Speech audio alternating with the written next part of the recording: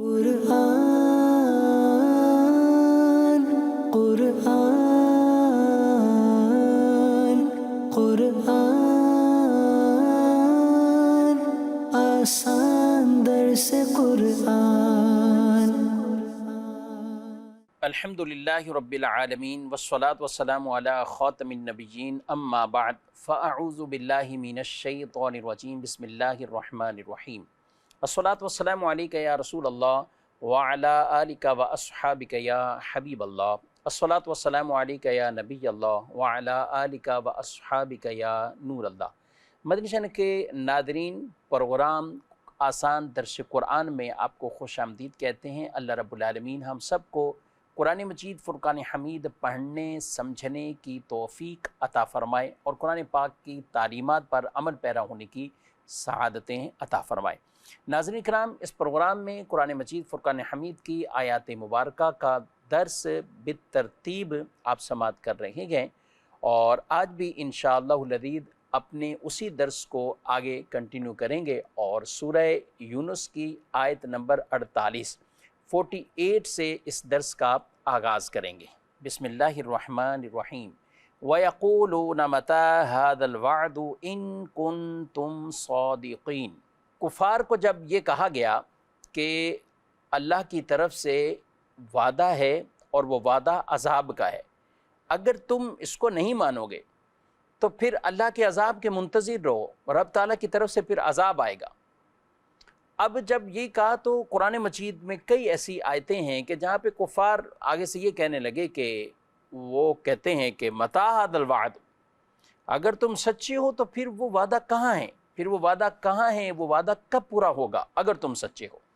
نبی کریم علیہ السلام کو اللہ تعالیٰ نے ارشاد فرمایا کہ آپ یہ فرما دیں، قل لا املک لنفسی ضرا ولا نفعا الا ما شاء اللہ لکل امت اجل اذا جاء اجلہم فلا یستأخرون ساعتا ولا یستقدمون۔ تم فرماؤ میں اپنی جان کے لیے نقصان اور نفع کا اتنا ہی مالک ہوں جتنا اللہ چاہے۔ ہر گروہ کے لیے ایک مدت ہے، تو جب وہ مدت آ جائے گی تو وہ لوگ ایک گھڑی نہ تو اس سے پیچھے ہٹ سکیں گے اور نہ آگے ہو سکیں گے۔ یہاں یہ ارشاد فرما دیا گیا کہ یہ جو اللہ تعالیٰ کی طرف سے وعدہ ہے یعنی عذاب ہے، وہ رب تعالیٰ جانتا ہے اور بہتر جانتا ہے اور اللہ کی مشیت پر ہے۔ وہ کب وعدہ پورا ہونا ہے وہ اللہ کی مشیت پر ہے۔ ہاں، جب اللہ چاہے گا تو پھر وہ جو عذاب ہے وہ قوم اس سے نہ آگے نہ پیچھے ہٹ نہیں سکے گی، اور وہ اللہ کی طرف سے جب اللہ چاہے اللہ تعالیٰ اس وعدے کے مطابق اس قوم پر عذاب بھیجے گا۔ یہاں یہ ارشاد فرما دیا، آپ ان سے فرما دیں کہ میں اپنی جان کے لیے بذات خود یعنی اللہ کے چاہے کے بغیر ہی میں کچھ چیزوں کا مالک ہوں تو نہیں۔ اور یہ بات یاد رکھیں، رب تعالیٰ قادر مطلق ہے، رب تعالیٰ کے اذن کے بغیر، مشیت کے بغیر یہ آگے کوئی کسی طرح کا تصرف نہیں کر سکتا۔ جو بھی تصرف وہ اللہ کی دی ہوئی قدرت اور طاقت سے ہے۔ میں اور آپ اس وقت دیکھ رہے ہیں، سن رہے ہیں، دیکھنے کی طاقت، سننے کی طاقت، بولنے کی طاقت، اٹھنے بیٹھنے، یہ سب جو قوت، یہ جو سب طاقتیں ہیں تو یہ کیا ہیں؟ یہ اللہ کی عطا ہے۔ ہم کسی کو فائدہ پہنچائیں تو وہ بھی اللہ کی عطا ہے۔ ہم نفع اور نقصان کے بذات خود مالک نہیں ہیں، یہ جو کچھ ہے من جانب اللہ ہے۔ تو یہاں جس بات کا یہ ارشاد فرما گیا کہ اللہ تعالیٰ کی قدرت دینے کے بغیر میں کسی چیز کا مالک نہیں ہوں۔ بہت سے لوگ یہاں خیانت کرتے ہیں اور وہ یہ صرف یہ کہتے ہیں نبی کے پاس کوئی اختیار نہیں۔ کیوں؟ قل لا املک لنفسی ضرا ولا نفعا، قرآن نے یہ کہہ دیا کہ آپ فرما دیں کہ میں اپنی جان کا کوئی کسی طرح کا نفع نقصان کا مالک نہیں۔ حالانکہ وہ آگے یہ نہیں پڑھتے الا ما شاء اللہ، مگر جو اللہ چاہے، جو اللہ چاہے اس کے تو مالک آپ مانیں گے۔ پوری زمین آسمان قرآن میں جگہ جگہ فرمایا گیا کہ جو کچھ زمینوں میں ہے اور جو آسمانوں میں، سب کا مالک کون؟ اللہ۔ سب کا مالک کون؟ اللہ۔ تو کوئی یہ شخص اسی آیت کو پڑھ کر یہ نہیں کہتا کہ میرے مکان جو میری ملکیت میں وہ ملکیت سے خارج، فلاں کی ملکیت میں جو چیز ہے وہ وہاں سے خارج، نہیں۔ وہ جس کی ملکیت میں ہے وہ اپنے آپ کو مالک کہلاتا ہے، اس کا مالک میں ہوں، آنر میں ہوں۔ تو جب ہے ہی سب کچھ اللہ کا تو پھر آپ کیسے؟ تو مطلب بالکل واضح ہے کہ جو کچھ ہے وہ اللہ کا ہے، مگر ہمیں ظاہری طور پر، دنیاوی طور پر اس چیز پر یہ قدرت، یہ ملکیت عطا ہوئی تو وہ ہماری کسٹڈی میں گئے، ہم اس کے مالک ہیں، ہم اس کے آنر ہیں۔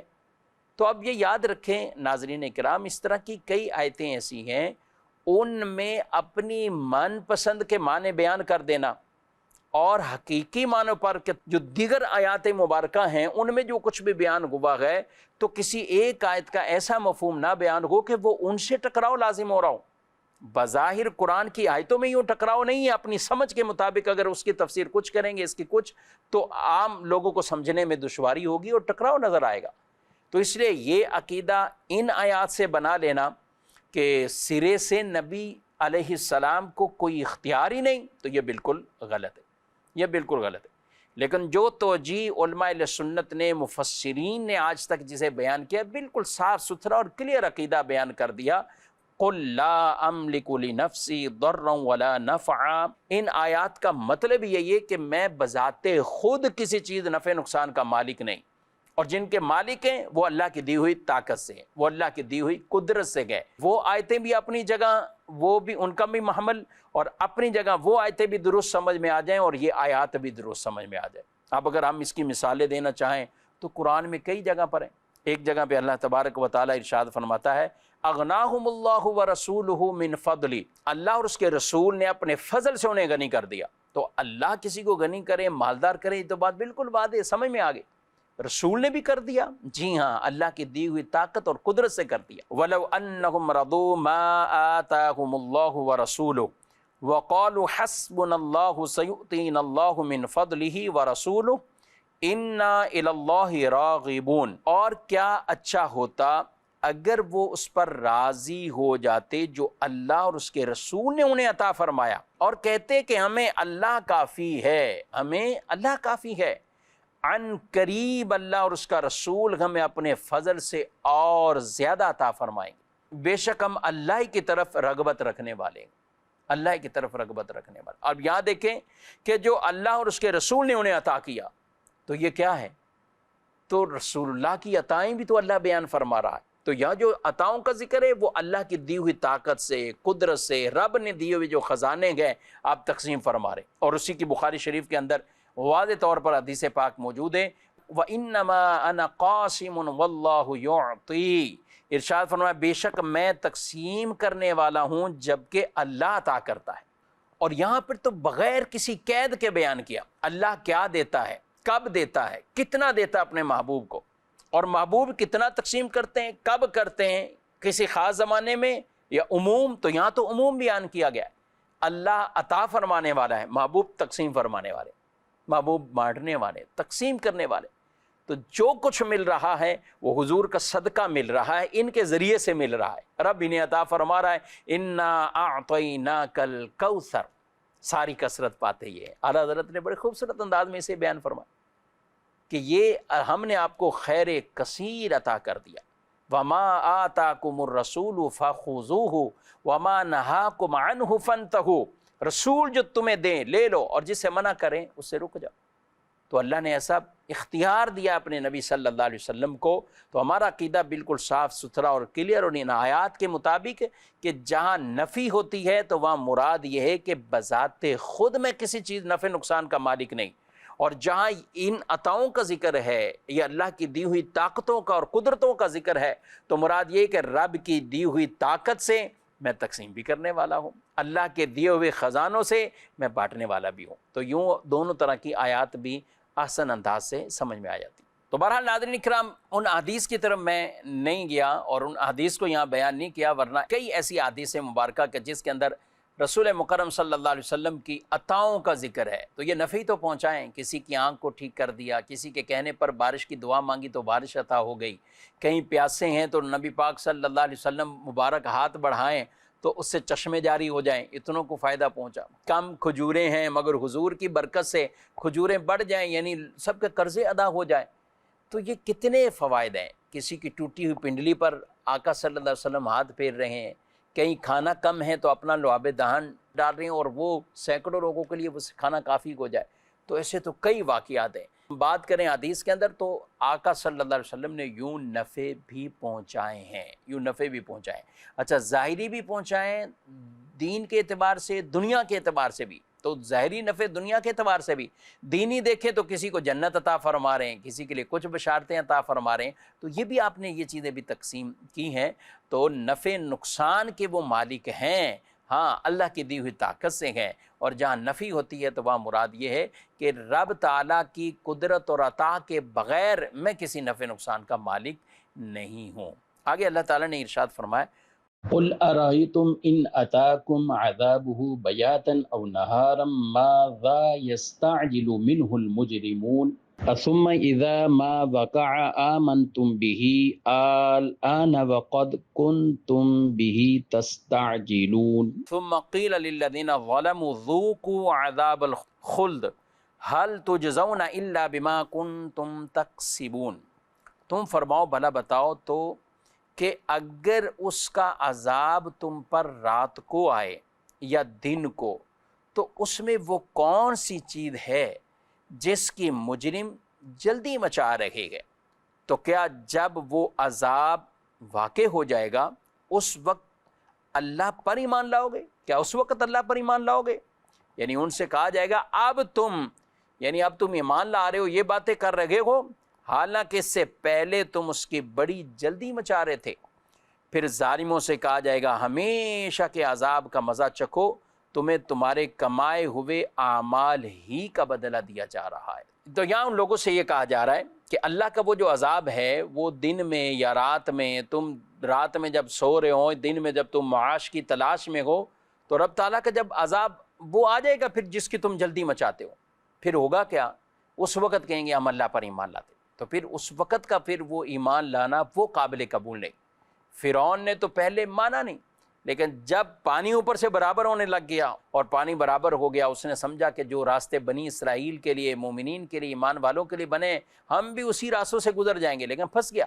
اور اوپر جب پانی برابر ہونے لگا تو پھر کہتا ہے کہ میں موسیٰ اور ہارون کے رب پر ایمان لاتا ہوں, لیکن اس وقت کا ایمان وہ قابل قبول نہیں تھا. تو اس لیے کہ اب تو عذاب دیکھ چکا, تو تم بھی جس طرح یہ کہہ رہے ہو تو پھر اس وقت یہی کہا جائے گا کہ اب عذاب چکھو, جو تم طلب کر رہے تھے وہ عذاب تم چکھو. وَيَسْتَنْبِئُونَكَ أَحَقٌّ هُوَ قُلْ إِي وَرَبِّي إِنَّهُ لَحَقٌّ وَمَا أَنْتُمْ بِمُعْجِزِينَ. اور تم سے پوچھتے ہیں کیا وہ حق ہے؟ تم فرماؤ ہاں میرے رب کی قسم بے شک وہ ضرور حق ہے اور تم اللہ کو عاجز نہیں کر سکو گے. تو عذاب کے حوالے سے دو چیزیں, ایک ہے دنیا کے اندر کوئی عذاب آنا اور ایک ہے آخرت یعنی قیامت. کفار سب سے زیادہ جو منکر ہوئے وہ قیامت کی ان چیزوں کے منکر ہو گئے کہ اٹھایا کیسے جائے گا, یہ ہمیں سمجھ میں نہیں آتا. ہمارے آباء و اجداد مر گئے, سب پہلے کے چلے گئے, جن کو صدیاں ہو گئیں, تو ہمیں کیسے اٹھایا جائے گا؟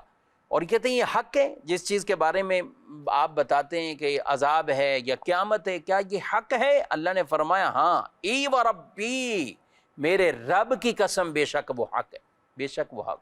یعنی اتنا یقینی طور پر اس عقیدے کو بیان کیا اور کفار کو سرعام بیان کیا اور اس سے ڈرایا کہ اس دن سے ڈرو, اس دن سے ڈرو. آگے اللہ رب العالمین ارشاد فرما رہا ہے وَلَوْ أَنَّ لِكُلِّ نَفْسٍ ظَلَمَتْ مَا فِي الْأَرْضِ لَافْتَدَتْ بِهِ وَأَسَرُّوا النَّدَامَةَ لَمَّا رَأَوُا الْعَذَابَ وَقُضِيَ بَيْنَهُمْ بِالْقِسْطِ وَهُمْ لَا يُظْلَمُونَ. ترجمہ, اور زمین میں جو کچھ ہے اگر ہر ظالم اس سب کا مالک ہو جائے تو وہ یقیناً اپنی جان چھڑانے کے معاوضے میں دے دے, اور وہ جب عذاب دیکھیں گے تو دل میں چپکے چپکے پشیمان ہوں گے اور ان کے درمیان انصاف کے ساتھ فیصلہ کر دیا جائے گا اور ان پر ظلم نہیں کیا جائے گا.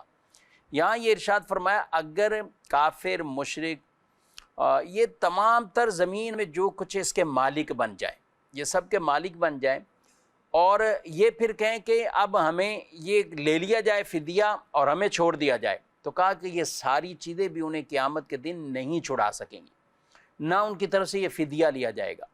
ہاں جو بڑے بڑے سردار تھے جو دنیا میں آج یہ کہنے والے کہ کچھ نہیں ہونا، آباء و اجداد پہلے چلے گئے، ہم سے پہلے بھی اتنے لوگ گئے، ان کو کچھ نہیں ہوا، ہمیں بھی کچھ نہیں ہونا، قیامت کے دن وہ شرمندہ ہوں گے، وہ پشیمان ہوں گے، اور وہ خود اپنی نگاہیں نظریں جھکا رہے ہوں گے۔ کون؟ ایسے لوگ، وہ اپنی نگاہیں نظریں جھکا رہے ہوں گے، پشیمان ہوں گے دل ہی دل میں کہ آج وہ اپنے ہی لوگوں سے اپنا چہرہ کیسے چھپائیں اور ان کے سامنے کیسے جائیں، تو وہ پشیمان ہوں گے۔ اللہ تعالیٰ ارشاد فرماتا ہے جب عذاب کو دیکھیں گے تو وہ یہ سب کچھ اس وقت یہ چھپائیں گے، اور ان کے درمیان پھر انصاف کے ساتھ فیصلہ ہوگا، ظلم نہیں کیا جائے گا، ظلم نہیں، ان پر عدل ہے اور انصاف ہے اور قانون الہی ہے۔ اللہ کا قانون یہ ہے کہ جس نے کفر اور شرک کے ساتھ قیامت کے دن جو آئے گا تو اس کے لیے پھر دائمی عذاب ہے، اسے دائمی طور پر ہمیشہ کے لیے پھر عذاب میں رہنا ہے۔ تو یہ اللہ کی طرف سے ایک قانون ہے، یہ اللہ کی طرف سے ایک اصول ہے، اور پھر اس کے مطابق وہ اپنی سزا پائیں گے۔ آگے اللہ نے ارشاد فرمایا الا ان للہ ما فی السماوات والارض الا ان وعد اللہ حق ولکن اکثرهم لا يعلمون هو یحیی ویمیت والیہ ترجعون۔ ارشاد فرمایا سن لو بے شک اللہ ہی کا ہے جو کچھ آسمانوں میں ہے اور زمین میں ہے، سن لو بے شک اللہ کا وعدہ سچا ہے مگر ان میں اکثر نہیں جانتے۔ وہ زندہ کرتا ہے اور موت دیتا ہے اور اسی کی طرف تم لوٹائے جاؤ گے۔ آگے آیت میں یہ فرما دیا کہ ہر چیز کا مالک ہی اللہ ہے، ہر چیز کا مالک ہی اللہ ہے۔ جو مثال کے طور پر اگر بالفرض کسی کی ملکیت میں یہ سب کچھ آ جائے اور وہ فدیہ دینا چاہے تو وہ معاوضہ قیامت کے دن اس کی طرف سے قبول نہیں ہوگا، عذاب اس سے نہیں ٹلے گا۔ یہاں یہ ارشاد فرما دیا کہ بے شک وہ اللہ کا وعدہ ہے، وہ وعدہ حق ہے، وہ وعدہ سچا ہے، اور وہ وعدہ کیا ہے؟ ثواب کا ہے، عذاب کا ہے۔ ایمان والوں کو اللہ تعالیٰ انعام عطا فرمائے گا، انہیں ثواب عطا فرمائے گا، انہیں جنت عطا فرمائے گا، اور مشرکین اور کفار کے لیے ہمیشہ کے لیے دائمی عذاب کا وعدہ ہے، اور وہ وعدہ اللہ تعالیٰ کا سچا ہے اور وہ سچ فرمائے گا۔ اللہ تعالیٰ کی شان یہ ہے کہ وہی زندہ کرتا ہے، یعنی بغیر کسی اور کی دخل اندازی میں دنیا کے اندر اللہ تعالیٰ جو زندہ کرتا ہے اور موت دیتا ہے، اور پھر وہی رب آخرت میں تمہیں دوبارہ اٹھائے گا۔ یعنی جب انسان کچھ نہیں ہے اللہ نے اس وقت بھی تو اس کو بنایا ہے، پیدا کیا ہے، اور جب ایک ڈھانچہ بن گیا، ایک انسان بن گیا، اب آخرت میں اٹھانا یہ اللہ کے لیے آسان ہے، سہل ہے۔ حالانکہ اللہ کے لیے کوئی چیز مشکل نہیں ہے، لیکن ایک سمجھانے کے لیے بلا تشبیہ یوں کہ یہ تو پھر اور آسان کام ہے۔ تو قرآن میں جسے بیان کیا کہ اللہ تعالیٰ نے جب تم کچھ نہیں تھے تو رب نے تمہیں پیدا کیا ہے، اور وہ پیدا کرنے کے مراحل بیان کر دیے ہیں۔ تو جب تم کچھ بن چکے ہو اب اس کے بعد وہ تمہیں زندہ بھی کرتا ہے، موت بھی دیتا ہے، قیامت کے دن وہ تمہیں اٹھائے گا بھی۔ آگے ارشاد فرمایا یا ایھا الناس قد جاءتکم موعظۃ من ربکم وشفاء لما فی الصدور وہدی ورحمۃ للمؤمنین۔ اے لوگو تمہارے پاس تمہارے رب کی طرف سے نصیحت اور دلوں کی شفا اور مومنوں کے لیے ہدایت اور رحمت آ گئی۔ یہاں اللہ رب العالمین نے ارشاد فرما دیا ہے کہ بے شک تمہارے پاس یہ قرآن کریم، یعنی قرآن کریم کے آنے کا یہ ذکر فرمایا۔ یہ کیا ہے؟ قرآن کی 3 صفات کو بیان کیا، 3 شانوں کو بیان کیا۔ موعظۃ من ربکم، یہ تمہارے رب کی طرف سے موعظہ، ایک واعظ، ایک نصیحت ہے، یہ تمہارے رب کی طرف سے۔